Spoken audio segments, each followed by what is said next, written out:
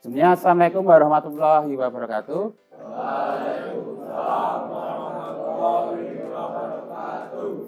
Oke, sebelum kita mulai pelajaran hari ini, berdoa dulu.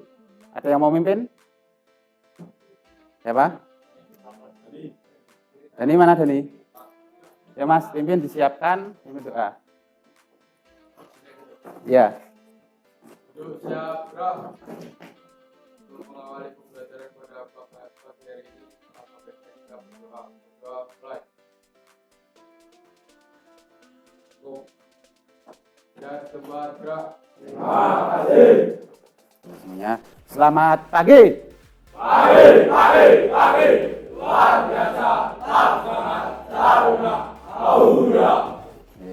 Terima kasih. Sehat semua? Ada yang sakit nggak? Kalau nggak ada, kita presensi dulu. Devinta, Dwi Chandra, Stefan. Oke, sebelum kita mulai ke materi, kalian punya bayangan nggak? Kira-kira pekerjaan kalian besok kayak apa? Nah, terus kira-kira apa kok kalian ini hampir satu semester, 10 pertemuan, udah 10 pertemuan kok kerjaannya cuma teori ngukur. Tahu nggak kira-kira kenapa?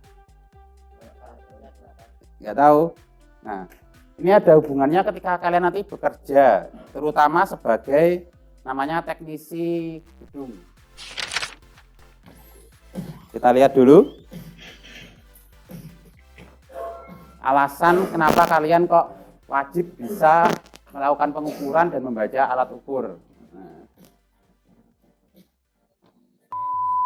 Oke, assalamualaikum warahmatullahi wabarakatuh. Dulur Bisnis Channel, salam sehat dan salam sukses untuk kita semua. Oke, kali ini Dulur saya akan sharing ya, berbagi kegiatan job desk seputar dunia teknisi, khususnya teknisi operasional atau SIP ya.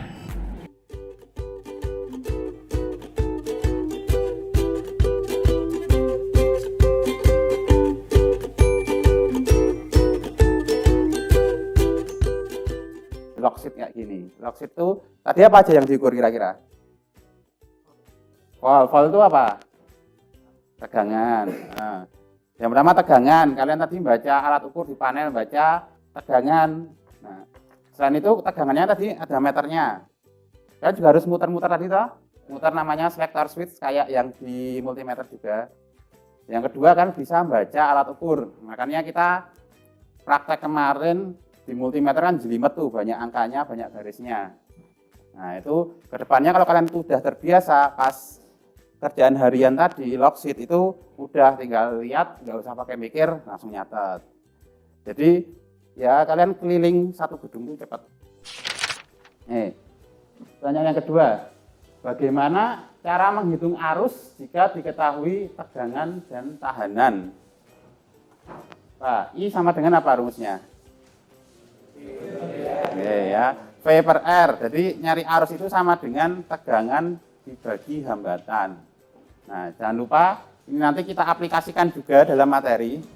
Jadi kita walaupun bahas hukum Kirchhoff, hukum-hukum sebelumnya itu tidak akan lepas. Jadi hukum Ohm, hukum Kirchhoff itu selalu melekat bersamaan.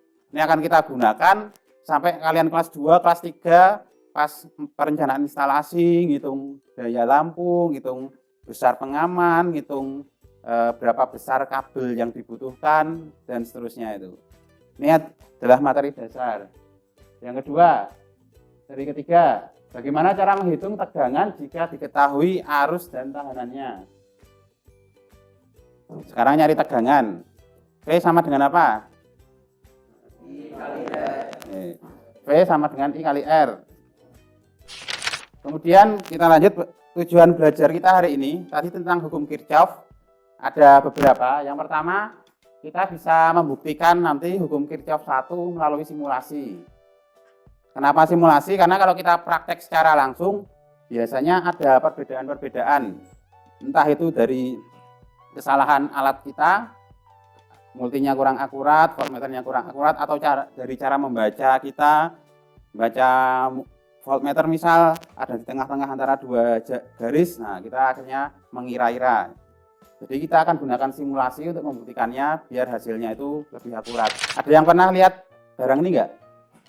Apa itu namanya? Apa? MCB, kayak yang di sebelah-sebelah ini juga ada. Nah, itu biasanya kalau di rumah kalian ada di kWh meter yang depan rumah itu. Nah, terus pernah nggak kalian ngalami jeglek? Kira-kira kenapa jeglek? Nggak kuat kenapa? Apa? Yang tinggi? Apa mas yang tinggi? Tegangan pak arusnya? Tegangan? Coba nanti kita lihat. Coba kita lihat dulu.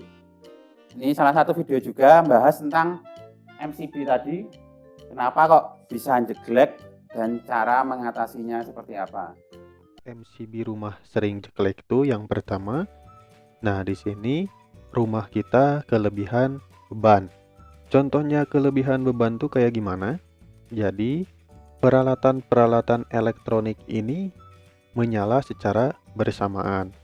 Sehingga ketika sedang menyalakan semuanya, maka otomatis untuk MCB yang kWh utama ini akan jeglek. Jadi pasti teman-teman semua pernah ya di saat sedang menanak nasi, terus kita pengen menyalakan pompa air juga. Selanjutnya kita langsung nyuci. Padahal di rumah tersebut untuk kulkasnya sedang on standby terus. Biasanya kan kalau kulkas itu standby terus ya, selalu on gitu.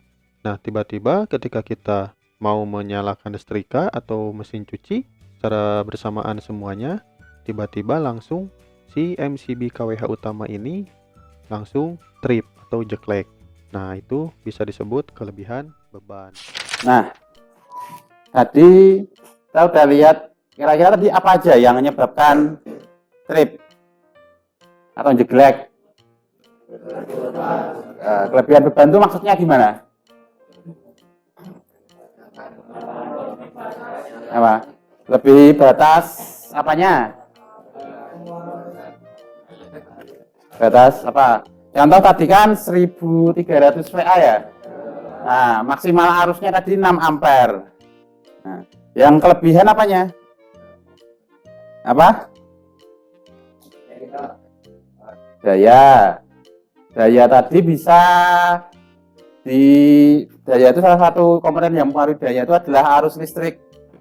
Jadi yang melebihi batas itu adalah nanti batas arusnya. Karena di kWh tadi kan 1300 VA itu arusnya maksimal adalah 6 ampere.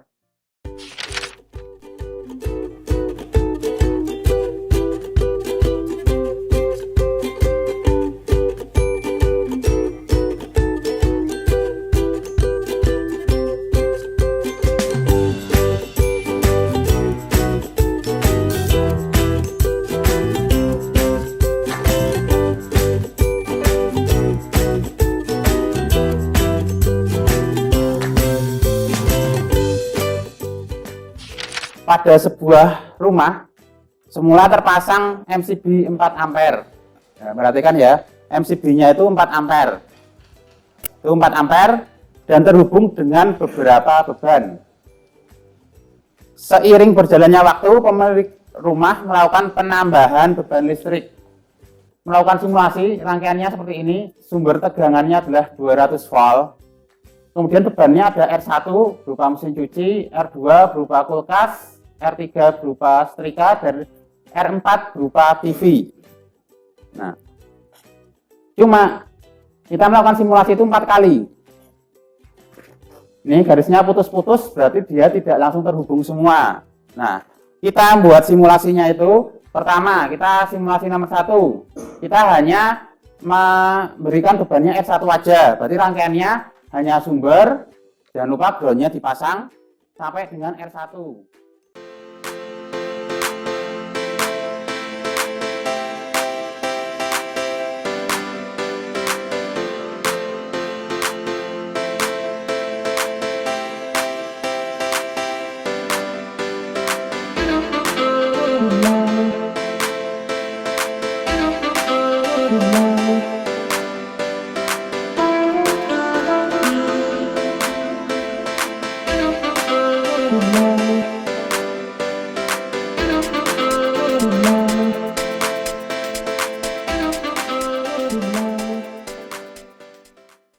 Kesimpulan yang pertama, bagaimana hubungan antara I1, I2, I3, dan I4 terhadap IS?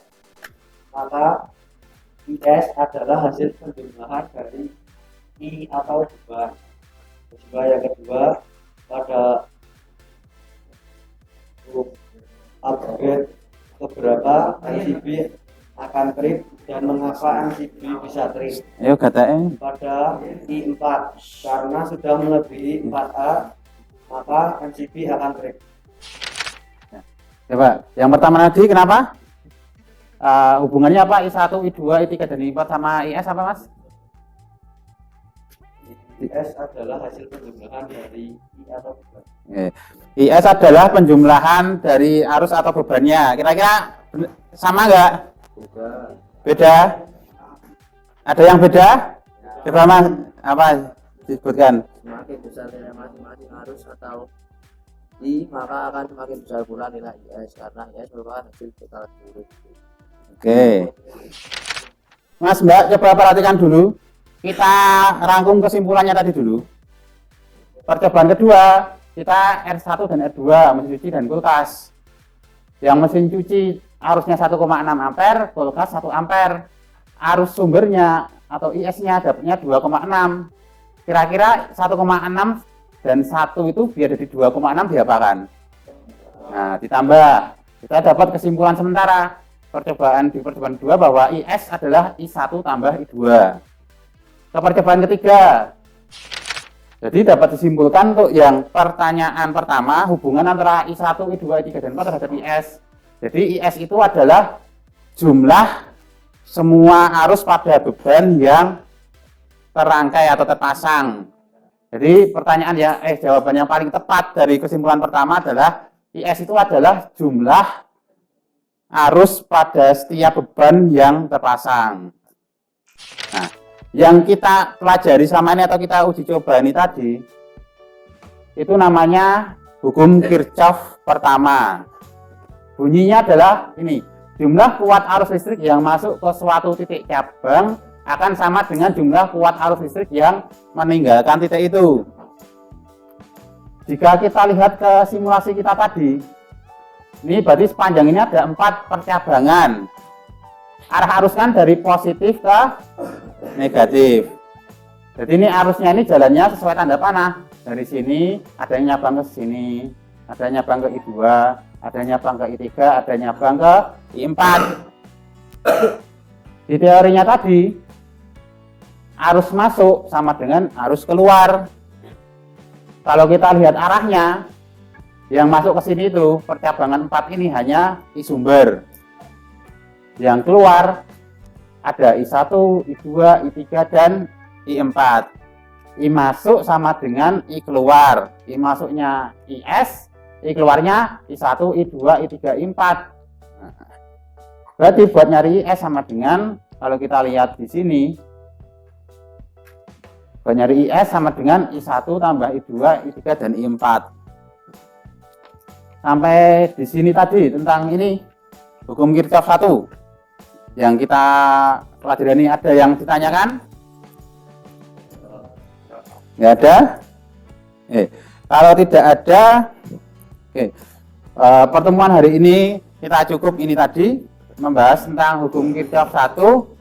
Untuk pertemuan selanjutnya kita akan nanti praktek. Kita coba langsung ke rangkaian. Nanti setelah ini, setelah ditutup silahkan nanti kalau sudah selesai dikumpulkan aja kuesioner sama LKPD-nya. Siap. Coba terima pembelajaran pada pagi hari ini LKPD set 2. Coba mulai. Kita selesai. Dan cepat, ya. Terima kasih. Dari saya, Assalamualaikum warahmatullahi wabarakatuh. Waalaikumsalam.